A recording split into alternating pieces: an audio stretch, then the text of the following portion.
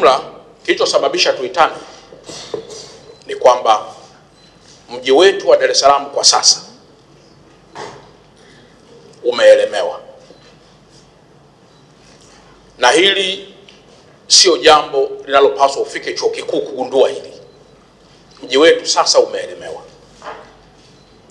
Umeelemewa na kitu gani? Umeelemewa kwa kuwa na vyombo vingi vya usafiri kwenye barabara zetu. Kwa nini vyombo hivi vimekuwa vingi sana? Maana yake ni kwamba kuna sababu nyingi, na moja kubwa sana ikiwa ni kukua kwa uchumi kwa taifa letu. Matokeo tunayoyaona leo ya bandari yetu kuwa na mizigo mingi ilitegemewa kufikia mwaka 2030 kama sikosei. Ndio ilikuwa expected kwamba ifikapo mwaka 2030 tutakiona hiki tunachokiona leo.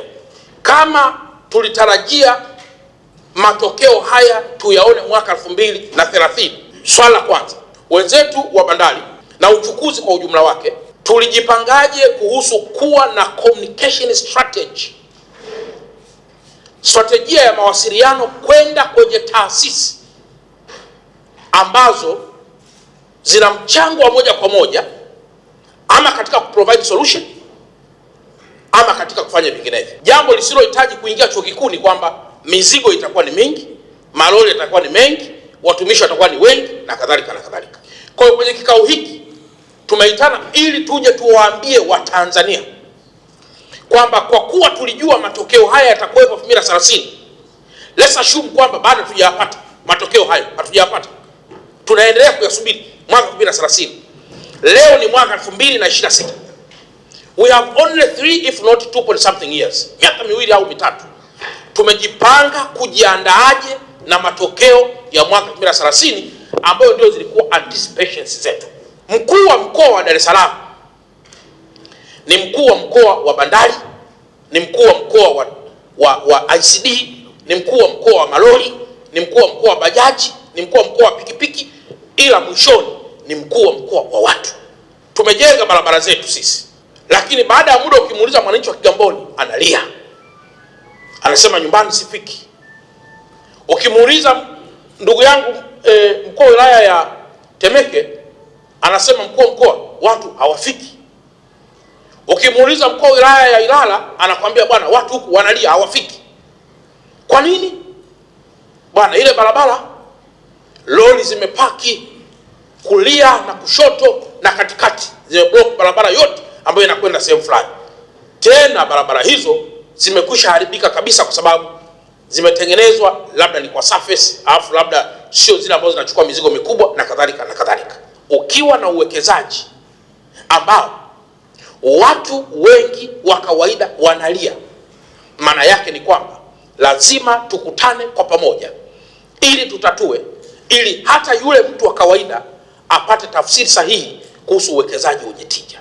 Kwa tafsiri ya haraka haraka, yani kwa mtu mnafiki, mwongo, mzushi, mwenye uwezo mdogo, akimsikiliza mkuu wa mkoa, hoja ya haraka anasema unamuona mkuu wa mkoa hapendi kabisa wawekezaji kama DP World, hapendi kabisa wawekezaji kama Adan, hapendi kukua kwa bandari. Yani huyo ukimwona kiongozi au mtu wa kawaida anakwenda kwenye hiyo statement, uwezo wake ni sifuri.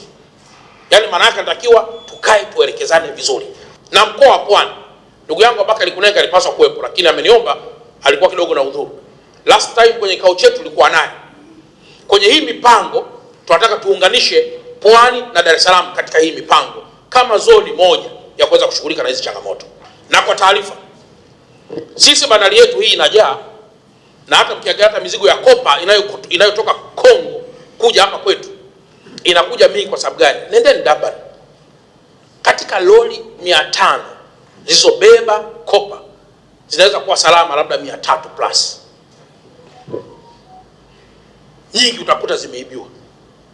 Kwa kinacholeta ufanisi wa bandari yetu pia kikubwa ni usalama.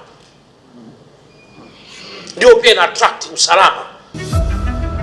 Hello Tanzania, tunajua unajiuliza utafikaje katika ofisi zetu za First Vision Cargo. Tunapatikana Dar es Salaam, barabara ya Lumumba, jengo la ushirika Tower, floor namba 8. Ofisi zetu ziko wazi kuanzia saa 2 kamili asubuhi hadi saa 12 jioni, kuanzia Jumatatu hadi Ijumaa, lakini pia Jumamosi tuko wazi kuanzia saa 3 kamili asubuhi hadi saa 11 jioni. Mawasiliano zaidi, wasiliana nasi kupitia simu namba 0678 880 880. Karibuni tuhudumie.